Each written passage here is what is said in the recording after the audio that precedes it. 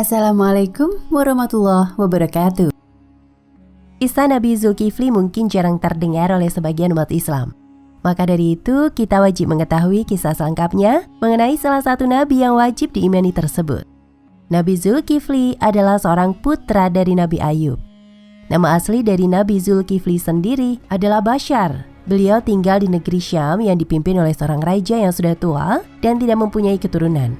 Awal mula dipanggil Zulkifli ketika suatu hari sang raja tengah mencari penggantinya. Ia kemudian berjanji untuk menyerahkan kekuasaan kepada siapapun yang mau bertanggung jawab dan menjalankan amanah umat serta orang-orang yang sudah bertakwa kepada Allah Subhanahu wa Ta'ala. Kemudian berdirilah seorang pemuda yang bernama Bashar, sembari mengangkat tangan kanannya dan mengatakan bahwa beliau sanggup. Sang raja berulang kali bertanya padanya, tetapi tidak ada yang menjawab selain sang pemuda tersebut. Setelah itu terpilihlah Bashar untuk menggantikan kursi sang raja dan namanya pun berubah menjadi Zulkifli yang memiliki arti orang yang sanggup menjaga janji. Hal ini seperti tercantum dalam Al-Quran berikut. Dan ingatlah kisah Ismail, Idris dan Zulkifli. Semua mereka termasuk orang-orang yang sabar. Kami telah memasukkan mereka ke dalam rahmat kami. Sesungguhnya mereka termasuk orang-orang yang soleh. Quran Surat Al-Anbiya ayat 85 hingga 86. Pemimpin yang baru ini adalah sosok yang baik. Beliau begitu mementingkan urusan rakyatnya ketimbang urusan pribadi dan keluarga. Beliau juga memegang teguh janji untuk selalu berpuasa siang hari dan beribadah malam hari dan sabar saat dalam keadaan apapun, tidak harus marah-marah. Lalu bagaimana kisah Nabi Zulkifli?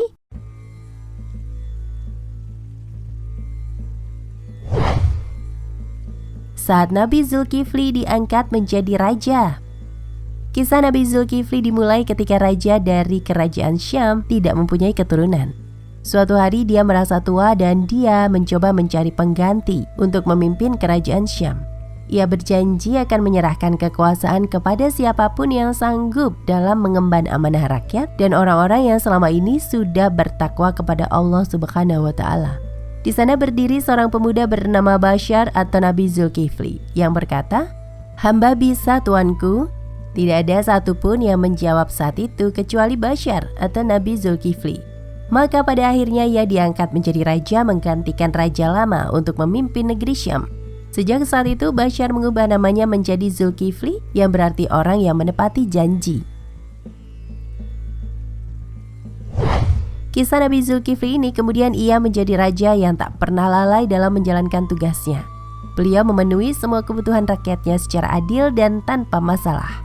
Suatu waktu, muncullah pemberontakan dari orang-orang yang durhaka kepada Allah Subhanahu wa Ta'ala. Nabi Zulkifli alaihi salam meminta tentara dan rakyatnya untuk datang ke medan perang. Namun tidak ada satupun rakyat yang berani. Mereka takut mati, sehingga mereka meminta Nabi Zulkifli untuk berdoa kepada Allah untuk menjamin hidup mereka. Nabi Zulkifli tidak berpikir dan langsung berdoa kepada Allah Subhanahu wa Ta'ala, dan dia langsung menjawab doanya tersebut. Kemenangan dicapai tanpa ada yang terbunuh dalam pertempuran dengan izin Allah Subhanahu wa Ta'ala.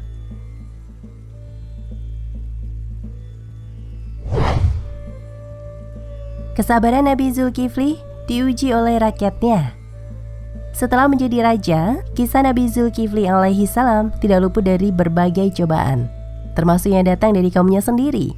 Ada banyak yang datang ke kerajaan yang memiliki niat untuk menghancurkan kepemimpinan Nabi Zulkifli alaihi salam. Saat itu Nabi Zulkifli memerintahkan kaumnya untuk ikut berperang melawan pasukan pemberontak yang datang ke kerajaan. Namun orang-orang yang dia perlakukan dengan baik menolaknya dengan alasan takut mati. Mereka ingin berperang, tapi ada syarat, yaitu dengan jaminan bahwa mereka tidak akan mati di medan perang. Alhasil Nabi Zulkifli alaihi salam berdoa kepada Allah Subhanahu wa Ta'ala supaya umatnya diselamatkan ketika peperangan berlangsung. Doa ini kemudian secara langsung dikabulkan oleh Allah Subhanahu wa Ta'ala, sehingga semua pasukan dari Nabi Zulkifli alaihi salam yang terdiri dari rakyat biasa bisa berhasil memenangkan peperangan dan kembali ke kerajaan dengan kondisi selamat tanpa ada yang gugur. Baru pada pertempuran akhir kepemimpinan Nabi Zulkifli alaihi salam, rakyatnya merasakan kehidupan yang damai dan sejahtera. peninggalan dari Nabi Zulkifli masih bisa dilihat di kota kecil Kirf, selatan Baghdad. Ada sebuah makam di antara kota Shira dan Nazab di kedua sisi sungai Eufrat. Makam tersebut diyakini oleh warga sekitar sebagai makam Nabi Zulkifli.